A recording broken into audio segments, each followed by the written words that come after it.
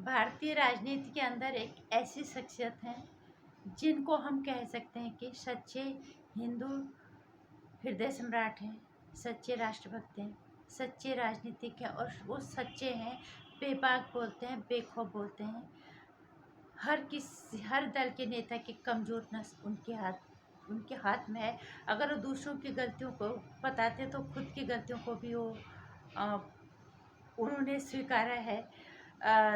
तो और मैं कहना चाहूँगी कि अगर हमारे देश के अंदर ऐसे 100 नेता भी हो जाते तो हमारे देश की दिशा शायद कुछ और ही होती। देश की वित्त मंत्री बनने की उनकी खासी इच्छा अभी तक शायद है और जो उनकी पहली इच्छा है वो पूरी कर चुके हैं, ऐसा उनका कहना है जितना हमने उन्हें सुना। नमस्कार हिंदुस्तान, जय श्री राम। स्वागत है आपका मेरे चैनल नंदिनी जो मैं हूँ नंदिनी। आज मैं जिन शख्सियत के बारे में बात कर रही हूँ उनका मैंने पॉडकास्ट सुना था। शुभंकर मिश्रा जी ने लिया था उनका 1 घंटे का पॉडकास्ट और जगह वो, लेकिन ज़्यादा हमारी नज़र में यही आया। और सबसे बड़ी बात यह है कि हमने उनके बारे में पहले से भी सुनते ही आ रहे थे। कभी कभी हमें गुस्सा आता था, कहते ना बिना कहानी के दूसरे पहलू को देखे बिना सुने हम नहीं बोलना चाहिए कुछ भी नहीं।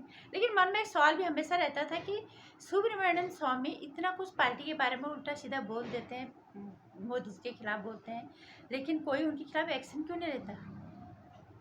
लेकिन फिर सोचा छोड़ो, क्या क्या ही वो करने, ज़्यादा बात चीज़ों को के पीछे पड़ना है, कुछ होगा, मतलब इतना उसको गंभीरता से नहीं लिया। लेकिन जब 1 घंटे के पॉडकास्ट में हमने उन्हें सुना और उसके बाद उनके बारे में सर्च किया, उसके बाद ही हमने सर्च करना शुरू किया, तो उससे पता चला कि आज उनका जन्मदिन भी है। सबसे पहले तो मैं उनके सिर चरणों में, बहुत ही हमसे उम्र में बड़े हैं, 84 साल की उम्र उनकी हो गई, उनके सिर चरणों में नमन करना चाहेंगे, प्रणाम करना चाहेंगे उन्हें और भगवान से उनको ढेरों शुभकामनाएं और बधाई देना चाहते। भगवान उन्हें स्वस्थ रखे, दीर्घायु दे और ताकि और को और लोग उनके व्यक्तित्व से कुछ सीख पाए। वित्त मंत्री बनने की उनकी इच्छा पूरी होगी या नहीं होगी ये तो भगवान जाने, ये तो राजनेताओं की बात है। लेकिन जितना हमने उनके बारे में जाना,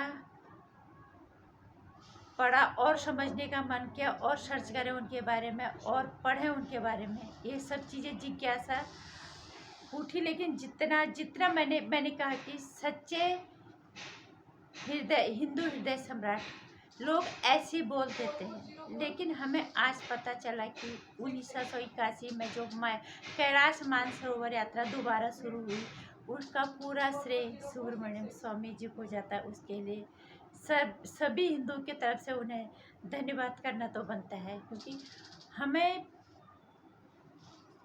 और बहुत सारी चीज़ें उन्होंने की है। उन्होंने डायरेक्टली ये भी कहा है अपने पॉडकास्ट के अंदर कि राम मंदिर का जो सारा काम था, सारा कुछ उन्होंने कर दिया था, सिर्फ क्रेडिट लेने के लिए बीच में आ गए लोग। काफ़ी अफसोस होता है कि उन्होंने इतनी मेहनत की, लेकिन भगवान तो उनके साथ है ना, सबसे बड़ी बात है। इतना सच्चा इंसान, इतना बेवकूफ़ अंदाज, इतनी बेबाकी से उन्होंने अपनी बात रखी बिना डरे हुए। हर बार में बीच में बोल रहे थे कि ये सब आप दिखाओगे, ये सब आप दिखाओगे, इसका मतलब उन्हें किसी का डर नहीं है। वो सच्चे है, बेबाक है। उनको अगर उनको डर होता तो कि मेरे खिलाफ कोई एक्शन लेता, वो सबके बारे में जानते। वो सच्चे हैं इसलिए उनको किसी का डर नहीं है, वो सच्चे हैं इसलिए किसी को हिम्मत भी नहीं है उनके खिलाफ बोल पाने की। और उनको देखने के बाद हमें ऐसा लगा, हमारे स्कूल में एक अध्यापक थे संस्कृत के, उनका अंदाज भी बिल्कुल उन्हीं की जैसे था। और टीचर आते थे तो उनसे डरते थे, प्रिंसिपल से, उनके सम्मान में खड़े हो जाना, उनके सामने सर झुकाना या कुछ भी उनको इज्जत देना, वो कोई इज्जत नहीं देते थे। वो जब आते थे सामने से चौड़े होके बैठते थे, एक पैर में एक पैर रख के अकड़ के उनके सामने चलते थे, जब मर्जी आ रहे जब मर्जी जा रहे। उनको हिम्मत नहीं थी उनको उनके खिलाफ किसी भी तरह की कार्रवाई करने की या उनको निकालने की। शायद वो सच्चे थे और वो उनकी कमज़ोर नस बहुत अच्छे से जानते थे। इसीलिए मुझे उन्हें उनके भी कई दफ़े मुझे ये बात याद आती थी सुब्रमण्यम स्वामी की, सरकार में रहते हो सरकार के खिलाफ उन्होंने इतना कुछ बयानबाजी करते हैं, किसी को हिम्मत नहीं है बोलने की, इसका मतलब वो सच्चे हैं। मानसरोवर यात्रा से को दोबारा शुरू करने से लेकर राम मंदिर को भले उन्हें क्रेडिट ना मिला हो, लेकिन उनकी बातों से लगा कि सारा काम तो उन्होंने कर दिया, बीच में क्रेडिट लिया गया। सच्चे में हिंदू हृदय सम्राट इन्हें कहेंगे, जिन्होंने बिना किसी हो हल्ला के चुपचाप यहाँ एक राम मंदिर बना। हालांकि इसके लिए काफ़ी सालों का हमने इंतज़ार किया, लेकिन सुब्रमण्यम स्वामी की सिर्फ एक बात से मानसरोवर यात्रा दोबारा शुरू कर दी गई। इसे सच्चे हिंदू हृदय सम्राट नहीं कहेंगे तो और क्या कहेंगे। बहुत कुछ उन्होंने अपने ब्रॉडकास्ट में सबके बारे में बोला, और उन्होंने खुद के बारे में भी बोला कि मैं मेहनत करके सरकार गिराता हूँ, मैं गलत क्यों बर्दाश्त करूँ। लेकिन एक बात हमें भी ये पता चली उनके बातों के बाद कि जनता कितनी बेवकूफ़ है। धूप में खड़े कोई छाँव में खड़े होके हमारी नैतिक जिम्मेदारी बनती है कि हम अपना मत का प्रयोग करें, और नेता ये करते हैं कि वहाँ बैठ के सरकारें गिराने का काम करते हैं और काम करने के बजाय। खैर ये तो अलग बात है, जनता तो हमेशा से बेवकूफ़ बनती है, पर इनके जैसे नेता फिर भी अगर कुछ भी हमारे देश में हो जाए तो हमारे देश के कायापलट हो जाए। जिस तरह से वो कह रहे हैं वो बहुत, उन्होंने खासकर नाम लिया सीतारमण रामारमण जी का, जो हमारे वित्त मंत्री अभी है। उन्होंने कहा ये वित्त मंत्री थोड़ा, मैं नहीं मानता इनको, उनकी वित्त मंत्री बनने की उनकी सिर्फ इच्छा ही नहीं, उनकी यह है कि उन्होंने साफ कहा कि मैं शायद आर्थिक काफ़ी कायापलट कर देता और कर भी देते। हालांकि उनकी ये पहली इच्छा नहीं थी, उनकी पहली इच्छा तो हार्वर्ड में पढ़ाने की थी, जो उनकी पूरी हो भी गई, जिनके लिए उन्होंने मेहनत की होगी और वो पूरी भी हो गई। लेकिन उन्होंने देश के लिए अगर इतना काम किया है तो उनकी इच्छा पूरी होनी चाहिए। मोदी जी के साथ अपनी नाराज़गी के पे भी उन्होंने खुल के बात की है। उन्होंने साफ ये भी कहा कि नफरत नहीं है। हाँ, इतना हमें मोदी जी से के बारे में भी पता चला कि उन्हें सिर्फ क्रेडिट लेना पसंद है। जो लोग काम करते हैं वो हल्ला नहीं करते, वो चुपचाप काम कर देते हैं।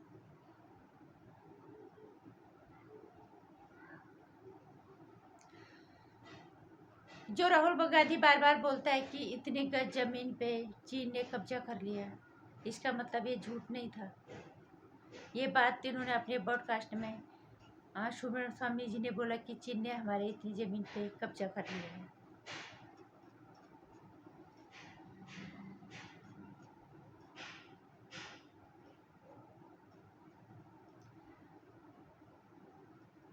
वाजपेयी जी के बारे में उन्होंने बताया, विपक्ष में रहते हुए सत्ता दूसरी पार्टी की सरकार के अंदर मंत्री बने रहना, ये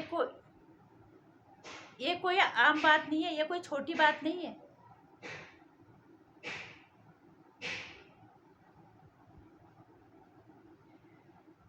वजह जो भी रही हो, पूरा ब्रॉडकास्ट सुनने के बाद, पूरा समझने के बाद, सर्च करने के बाद, मैं सिर्फ एक ही निष्कर्ष पे नहीं पहुंची कि अगर सच्चे राजनेता अगर कहा जाए तो उनको कहा जाए, सच्चा हिंदू हृदय सम्राट अगर कहा जाए तो उनको कहा जाए। बिना हो हल्ला के उन्होंने कैलाश मानसरोवर यात्रा शुरू करवाई। राम मंदिर का क्रेडिट भी हम उन्हें देंगे, भले कोई दे या न दे। जिस तरह से उनकी बातें हमने सुनी कि बीच में आके क्रेडिट जो है श्रेय छीना गया उनसे, जबकि सारा काम उन्होंने कर दिया था। ये बात उन्होंने सारी, कुछ भी नेता एक दूसरे सब मिले हुए रहते हैं।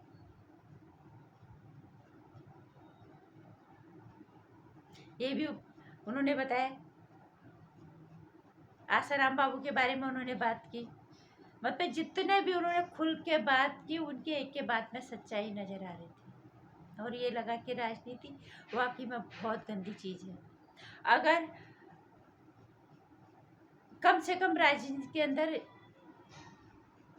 उन्होंने अपने बारे में भी बताया है कि मैं सरकार मेहनत से गिराता हूँ, लेकिन वो ईमानदारी से काम भी तो कर रहे हैं। वो हिंदू हृदय सम्राट ऐसे ही नहीं है, उन्होंने करके दिखाया। बिना हो, लेकिन उन्होंने कैलाश मानसरोवर यात्रा करवा दी दोबारा, जिसका श्रेय उन्हें जाता है। राम मंदिर भी भले उन्हें क्रेडिट न मिले, उनकी बातों से पूरा लग रहा है कि सारा काम तो उन्होंने किया है, उन्हें श्रेय नहीं मिला, लेकिन ऊपर वाला वो भगवान तो सभी देख रहे हैं, उनकी आत्मा देख रही है, इसीलिए वो सच्चे हैं, इसीलिए इतने बेबाकी से बोल पाते हैं, इतने बेखौफ होकर बोल पाते हैं। ऑन ईयर है, किसी का डर नहीं है, कोई भी जाके देख सकता है, और किसी को हिम्मत नहीं है कि उनके खिलाफ कोई बोले।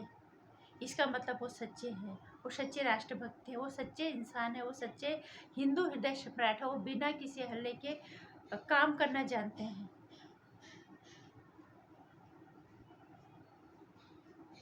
और सच में वो अगर राष्ट्र इस देश के वित्त मंत्री, उन्हें क्यों नहीं बनाया गया, वो हमें समझ में आज तक नहीं आया। हार्वर्ड में उन्होंने पढ़ाया है,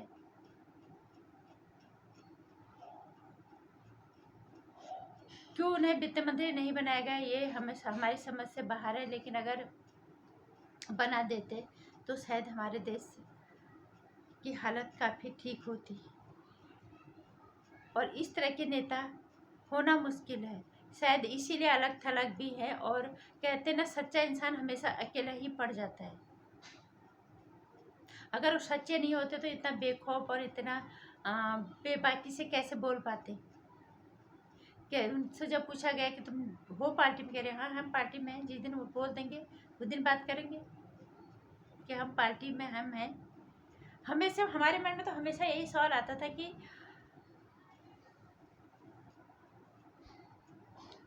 सुब्रमण्यम स्वामी पार्टी के अंदर रह के इतना कुछ बोलते हैं, उनके खिलाफ एक्शन क्यों नहीं लिया जाता। अब पता चला उनकी मुट्ठी में तो सबकी नसें हैं, सबकी कमजोर नस उनकी।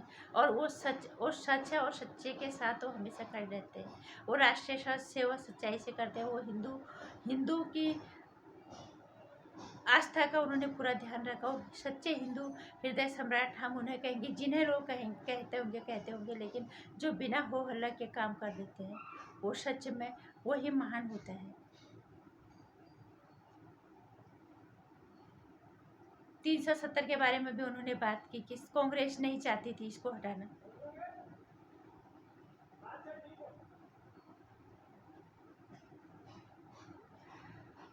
कुल मिला के मुझे ऐसा लगा कि सही कहते हैं लोग, अगर जो इंसान सच्चा होता है उसको डर किसी का नहीं होता। वो भगवान के अलावा किसी से नहीं डरता। उसको पता होता है कि मेरे साथ भगवान है, मेरे साथ सच की ताकत है, तो मतलब भगवान मेरे साथ है। भगवान हमेशा सच का ही साथ देते हैं। लेकिन राजनीति कितनी गंदी है, एक किस्म से नफरत होने लगी है उस ब्रॉडकास्ट के बाद। लेकिन फिर भी हमें वोट तो देना ही पड़ेगा, किसी को देंगे, हम तो अपना फर्ज निभाएंगे ही। लेकिन हमें काफ़ी कुछ, बहुत कुछ गंदा लगा राजनीति, उनके ब्रॉडकास्ट को सुनने के बाद, उनके पूरे व्यक्तित्व को जानने के बाद ऐसा लगा कि राजनीति वाकई में बहुत गंदी चीज़ है। अगर उनके जैसे 100 लोग भी हमारे देश की राजनीति में हो जाए, मैं बार बार करके हमारे देश की काय पलट हो जाती। ऐसे नेता अगर 100 हो जाए, लेकिन मुश्किल है एक सुब्रमण्यम स्वामी। लेकिन सच की ताकत क्या होती है ये सब देख सकते हैं कि उस इंसान की मुट्ठी में हर नेता की कमज़ोर नस है, लेकिन वो उनके खिलाफ कुछ बोल भी नहीं सकते। उनको कोई पार्टी से भी नहीं निकाल सकते, चाहे सत्ता पक्ष हो कोई विपक्ष का हो। वो सबके बारे में जानते हैं। उन्होंने साफ बोला मैं गलत बर्दाश्त नहीं करता, क्यों करूँ मैं गलत बर्दाश्त।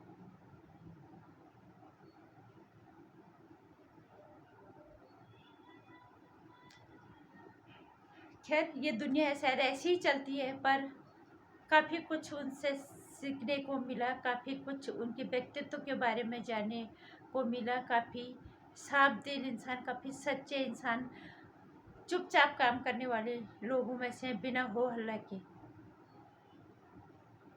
बस भगवान से यही प्रार्थना करते हैं कि उन्हें दीर्घायु दे, स्वस्थ रखे और उन्हें ताकत दे। जिस सच्चाई के साथ वो खड़े हैं वो हमेशा ऐसी ही रहे। और है उनके अंदर वो ताकत है, सच्चाई की ताकत है। सच्चाई का ताकत मतलब भगवान तुम्हारे साथ है। सच का सत्य तो दुनिया में है ही, तभी इंसान डरता भी नहीं। फिर से सर को आज उनके जन्मदिन पे ढेरों शुभकामनाएं देना चाहेंगे, उनके श्री चरणों में कोटि कोटि प्रणाम करना चाहेंगे। और आने वाली युवा पीढ़ियों को मैं कहना चाहूँगी, उनसे कुछ सीखें, उनसे प्रेरणा लें। हिंदू हृदय सम्राट क्या होता है, कहने और करने में फर्क क्या होता है, सच्चा राजनेता क्या होता है, सच्चा राष्ट्रभक्त क्या होता है, ये उनसे सीखो, उनके व्यक्तित्व से सीखो। अगर तुम सच्चे हो तो भगवान आपके साथ है, ये आप उनसे सीखो। और कुछ 100-200 युवा भी उनसे प्रेरित होकर इस देश को जमीन पे इस तरह के नेता खड़े हो जाएंगे, उनके व्यक्तित्व से कुछ सीख के, तो शायद हमारे देश की का राजनीतिक जो परिदृश्य होगा वो कुछ और ही होगा। जय श्री राम, नमस्कार। आज डॉक्टर सुब्रमण्यम स्वामी जी का जन्मदिन है।